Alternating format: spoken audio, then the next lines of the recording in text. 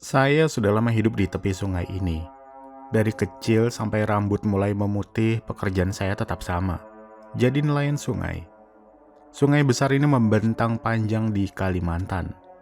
Airnya kecoklatan tapi tenang kalau pagi. Kalau sore, kadang permukaannya berkilau kayak kaca. Tapi kalau malam, sungai ini berubah jadi tempat yang lain. Sepi, gelap. Saya sudah biasa menghadapi macam-macam hal di air. Pernah hampir ditarik buaya, pernah perahu saya nyangkut di akar-akar pohon besar di tengah arus, bahkan pernah hanyut semalaman waktu mesin mati. Tapi entah kenapa, hal yang paling saya ingat justru bukan yang hampir bikin saya mati. Tapi satu kejadian yang sampai sekarang masih bikin saya merinding tiap kali lewat tikungan sungai dekat rawa Nipah.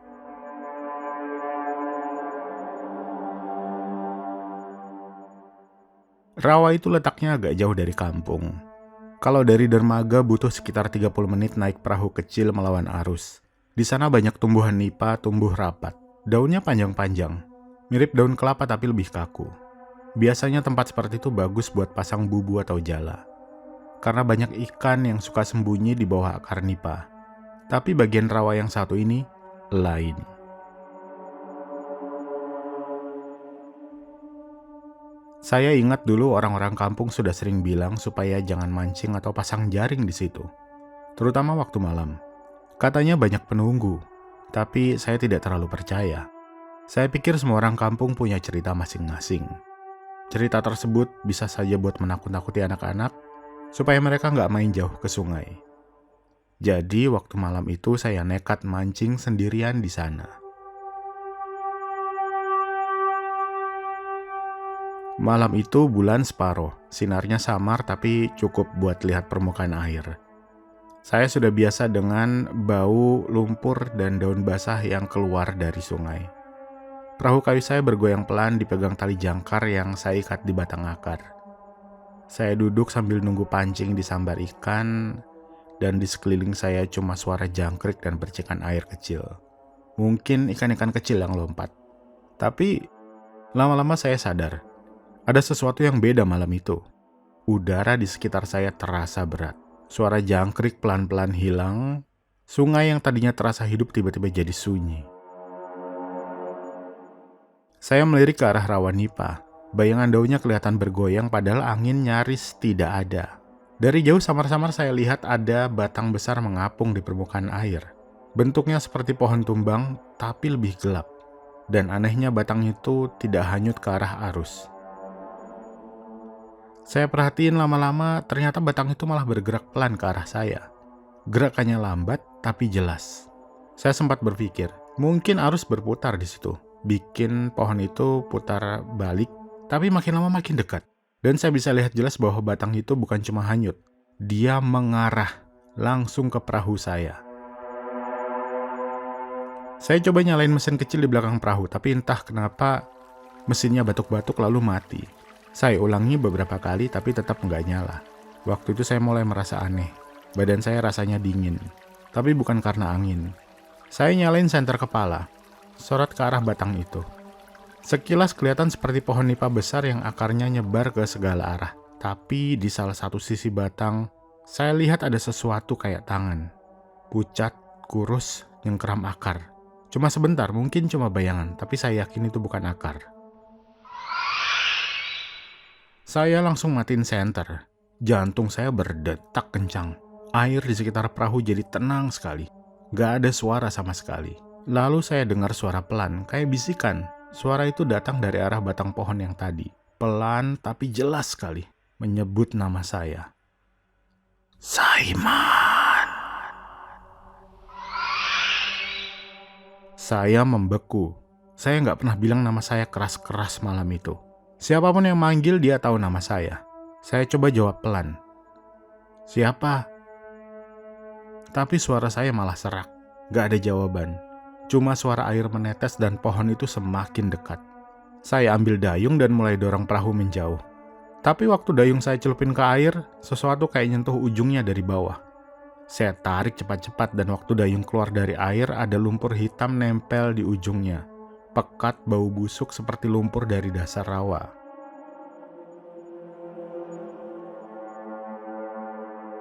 Saya terus mendayung gak peduli arah. Pokoknya menjauh dari sana. Begitu saya cukup jauh, mesin perahu tiba-tiba nyala sendiri. Padahal kunci kontak masih di posisi mati. Saya nggak mikir lagi. Langsung tarik gas dan kabur. Pas sampai di dermaga kampung, saya baru sadar tangan saya gemetaran. Baju saya basah kuyup tapi bukan karena keringat. Entah kapan ya, tapi separuh badan perahu saya penuh air kecoklatan kayak air rawa. Besok paginya saya cerita ke teman-teman nelayan. Mereka diam. Lalu salah satu, Pak Madi namanya, cuma bilang, Sudah saya bilang jangan ke sana malam-malam. Di situ tempat orang hilang dulu. saya tanya, siapa yang hilang? Dan katanya dulu ada seorang nelayan muda mancing sendirian di tempat yang sama. Perahunya ditemukan terapung di dekat rawa Nipa itu. Kosong, cuma tinggal jala, ember, sama pancing. Orangnya nggak pernah ditemukan. Sejak malam itu saya nggak pernah berani lagi lewat situ waktu malam. Tapi setiap kali pagi-pagi saya lewat arah sana cuma buat narik bubu, kadang masih kelihatan sesuatu. Kayak batang pohon besar di tengah air, diam, cuma diam. Tapi entah kenapa selalu di tempat yang sama dan nggak pernah hanyut. Dan setiap kali saya lewat perasaan saya selalu sama, mengerikan.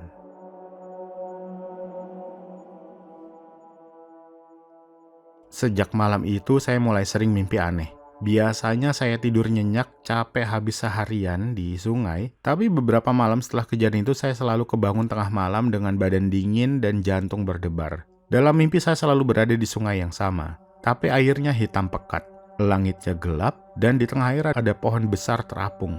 Persis seperti yang saya lihat malam itu. Yang bikin saya paling gak tenang, dalam mimpi itu saya selalu dengar seseorang memanggil dari arah pohon. Suara yang sama, lirih, serak, tapi jelas menyebut nama saya. Kadang dari jauh, kadang dari belakang. Tapi setiap kali saya coba nengok, saya selalu kebangun. Saya pikir itu cuma efek ketakutan, halusinasi orang yang kurang tidur, jadi saya tetap kerja seperti biasa. Tapi satu hal yang berubah, saya nggak pernah lewat rawa Nipa itu malam-malam. Kalaupun harus, saya harus tunggu sampai matahari muncul dulu. Tapi rasa penasaran saya nggak pernah benar-benar hilang. Tiap kali lewat pagi-pagi, saya masih suka lihat pohon besar itu. Kadang seperti itu tumbang di tengah sungai, kadang agak bergeser tapi selalu ada. Sampai suatu pagi, waktu saya narik bubu saya perhatiin ada sesuatu yang aneh. Di antara akar-akar nipa di tepi rawa, ada potongan papan kayu terjepit lumpur. Papan itu warnanya sudah kusam, tapi saya masih bisa baca huruf di permukaannya. Cat biru muda yang sudah pudar. Huruf-huruf itu membentuk nama, Rizal. Saya langsung diam. Nama itu seperti nggak asing buat saya. Rizal itu nama nelayan muda yang dulu hilang di rawa. Anak baik dan dulu sering bantu saya tambal jaring kalau ada waktu luang. Saya nggak tahu kenapa, tapi dada saya langsung berat. Mungkin papan itu bagian dari perahunya. Tapi kalau begitu berarti perahunya baru saja naik lagi ke permukaan setelah bertahun-tahun tenggelam. Saya ambil papan itu, saya taruh di perahu dan bawa pulang. Tapi begitu sampai di rumah, papan itu bau sekali. Kayak lumpur bau busuk yang nggak pernah kering. Saya cuci berkali-kali tapi baunya nggak hilang. Malamnya saya taruh di teras, nggak saya sentuh lagi. Tapi malam itu saya mimpi lagi. Kali ini bukan sekedar suara. Saya lihat Rizal berdiri di tengah sungai. Airnya sampai di dada dan matanya kosong. Di belakangnya ada pohon besar yang saya kenal betul. Pohon nipa itu. Daun-daunnya seperti melingkar menutup Rizal dari belakang. Saya mau manggil, tapi mulut saya nggak bisa keluar suara. Rizal cuma ngangkat tangan pelan nunjuk ke arah saya, lalu tenggelam. Saya langsung terbangun, keringat dingin, dan dari luar rumah saya dengar suara seperti sesuatu jatuh ke air. Padahal rumah saya jauh dari sungai.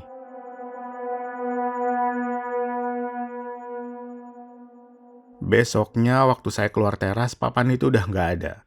Saya pikir mungkin jatuh ya, tapi udah saya cari kemana-mana, nggak ketemu. Beberapa hari kemudian saya cerita ke Pak Madi lagi. Dia orangnya paling tua di antara nelayan kampung kami. Jadi biasanya dia tahu cerita-cerita lama di sungai. Waktu saya bilang tentang papan itu dan mimpi saya, wajahnya langsung berubah. Dia nggak langsung jawab, cuma diam lama. Akhirnya dia bilang, Kalau kau udah dipanggil sama sungai, jangan lawan. Biasa, ada yang mau nunjukin sesuatu. Saya nggak ngerti maksudnya, tapi dia terus bilang, Tapi jangan sendirian kalau mau ke sana lagi. Bawa orang. Jangan nyentuh air kalau nggak perlu. saya nggak langsung percaya. Tapi omongan itu nempel di kepala saya. Malamnya saya nggak bisa tidur, perasaan kayak ada sesuatu yang belum selesai.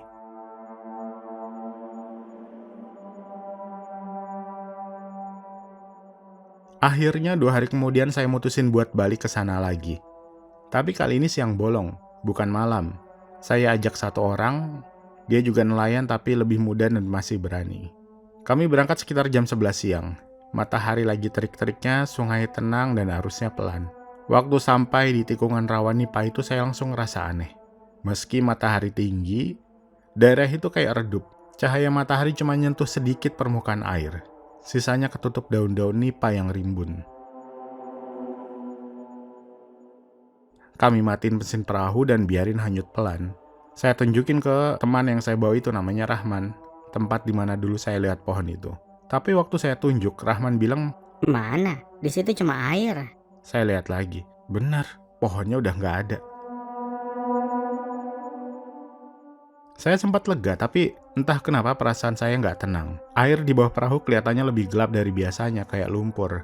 Saya pegang dayung mau pindah tempat, tapi dayungnya nyangkut sesuatu. Berat banget, kayak kena akar. Saya tarik kuat-kuat sampai akhirnya keluar dari air dan saya kaget. Di ujung dayung, ada tali nilon kusut, mirip tali jangkar tapi udah lapuk dan basah.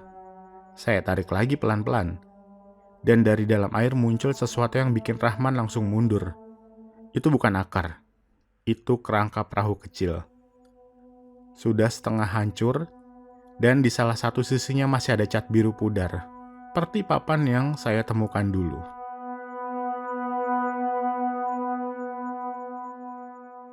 Rahman langsung bilang, Udah, kita balik aja ini. Gak enak. tapi saya masih bengong, antara takut dan penasaran.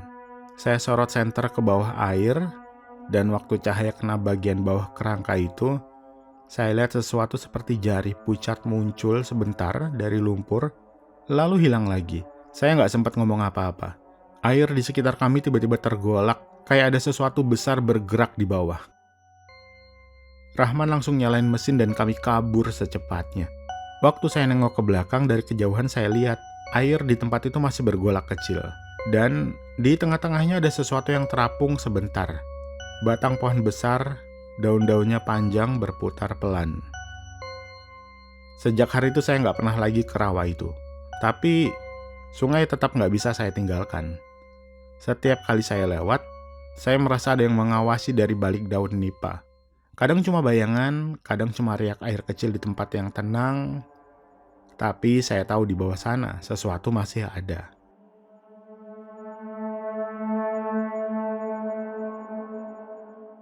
Dan anehnya tiap kali lewat, saya selalu dengar suara samar di kepala saya. Kayak dari jauh banget dari dalam air, suara yang sama. Saiman. Sejak kejadian itu, hari-hari di sungai saya nggak pernah sama lagi. Saya masih turun pagi-pagi, masih narik bubu, masih ngeliat kabut yang pelan-pelan naik di atas air. Tapi sekarang tiap kali dengar suara cipratan kecil dari arah rawa, khususnya rawa nipa, dada saya langsung sesak. Saya tahu itu cuma ikan atau angin, tapi kadang rasanya bukan itu. Rahman yang waktu itu bareng saya juga berubah. Dia sempat demam 3 hari setelah kami nemu kerangka perahu itu. Badannya panas tapi katanya dia kedinginan terus. Waktu saya jenguk, dia bilang mimpi yang sama kayak saya. Sungai hitam, batang pohon besar, dan suara yang manggil dari air.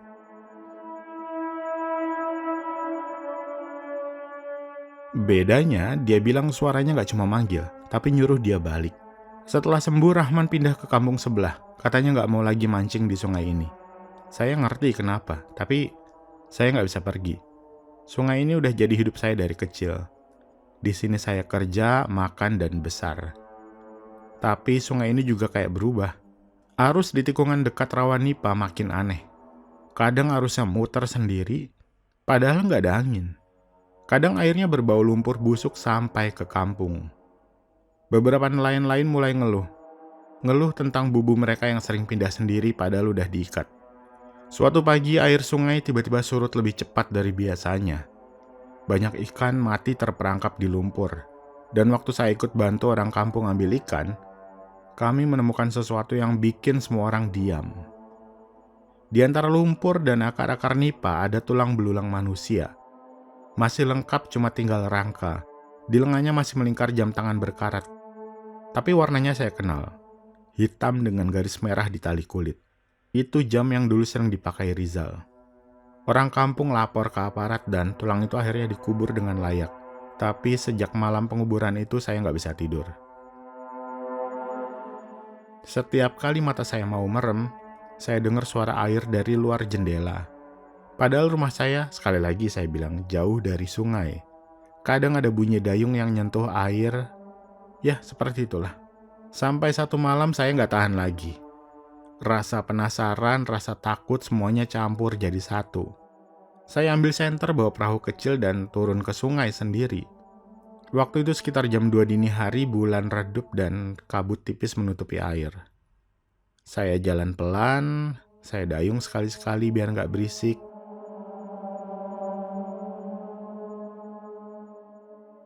Begitu sampai di tikungan dekat rawa nipa, arusnya pelan banget. Saya matiin mesin dan biarkan perahu berhenti di tengah. Saya tunggu, awalnya nggak ada apa-apa. Cuma suara air menetes dari daun. Tapi lama-lama di kejauhan saya lihat sesuatu pelan-pelan muncul di permukaan air. Pohon itu lagi. Pohon nipa besar, terapung, daunnya panjang menjuntai basah dan akarnya melebar di bawah air. Tapi kali ini bentuknya lebih aneh. Batangnya seperti membentuk lengkungan, kayak melingkar di permukaan sungai. Dan dari sela-selanya keluar gelembung-gelembung kecil yang terus-menerus keluar. Saya mau mundur, tapi perahu saya nggak mau bergerak. Dayung terasa berat. Seperti ada yang menahan dari bawah. Dan tiba-tiba dari arah pohon itu muncul suara. Pelan, serak, tapi jelas. Saiman. Saya diam, dan akhirnya saya bilang, "Kenapa kau panggil saya?" Suara itu nggak jawab, tapi arus air di sekitar pohon mulai bergerak, memutar pelan dan saya lihat di bawah batangnya ada cahaya samar. Kuning keputihan seperti pantulan dari dasar air. Saya sorot senter ke situ dan di antara akar dan lumpur saya lihat sesuatu, seperti wajah. Wajah manusia pucat, matanya setengah terbuka, rambutnya mengambang. Saya hampir teriak tapi nggak bisa, mulut saya kaku. Lalu wajah itu pelan-pelan berubah. Bukan lagi wajah orang mati, tapi wajah Rizal, teman saya. Matanya menatap saya lama seperti meminta sesuatu. Saya nggak tahu kenapa, tapi tiba-tiba saya ngomong sendiri. "Kau mau apa, Jal?" Air di sekitar saya langsung beriak pelan. Dan dari akar-akar pohon nipa itu muncul satu benda kecil. Hanyut ke arah saya. Saya tangkap dan benda itu seperti gelang kain kecil hitam, ada huruf R di ujungnya. Waktu saya pegang tiba-tiba suara di kepala saya makin jelas. Bukan dari luar, tapi dari dalam. Seperti bisikan di telinga, tapi di otak saya sendiri. Bukan saya yang kau lihat, Man. Dia bukan saya. Saya kaget langsung jatuhin gelang itu ke lantai perahu. Air di sekitar saya langsung tenang lagi, tapi dari bawah muncul bayangan besar bergerak cepat. Sesuatu yang panjang, besar, dan bentuknya seperti akar pohon. Saya panik langsung nyalain mesin, tapi sebelum sempat kabur, air di depan saya bergolak kuat. Dan dari tengah-tengah pusaran itu muncul pohon besar, tegak lurus kayak bangkit dari dasar sungai.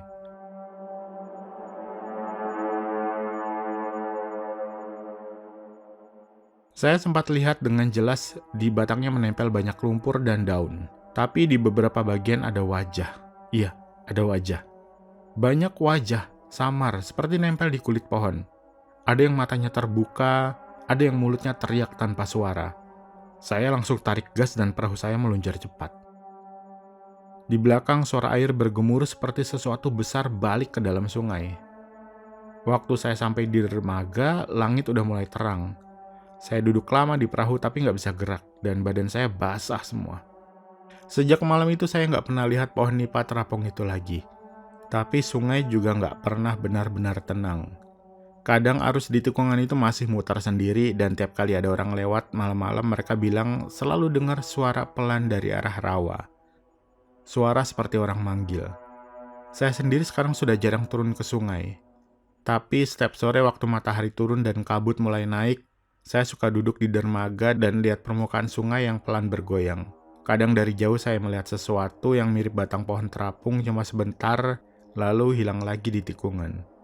Dan entah kenapa, tiap kali saya lihat itu, saya merasa bukan cuma takut. Ada rasa lain seperti rasa sedih yang mendalam. Mungkin sungai ini cuma tempat air mengalir, tapi bagi kami yang hidup di sisi sungai juga punya ingatan. Sungai juga menyimpan semua yang pernah tenggelam di dalamnya. Perahu, ikan, suara, bahkan nama. Kadang waktu malam sepi saya masih dengar bisikan dari arah sungai dan suaranya hampir seperti angin. Terima kasih. Dan saat itu entah kenapa saya tahu itu Rizal. Sejak saat itu rawa nipah itu dibiarkan saja dan orang kampung gak berani lagi pasang bubu di sana. Mereka bilang, tiap bulan purnama pohon nipah besar itu muncul sebentar lalu hilang sebelum pagi. Saya nggak tahu apa benar atau cuma cerita yang tumbuh dari ketakutan. Tapi saya tahu satu hal, kalau sungai memanggil nama seseorang, jangan pernah abaikan. Karena mungkin yang memanggil bukan mau menakuti, tapi minta diingat. Dan sungai ini sepertinya masih ingat semuanya.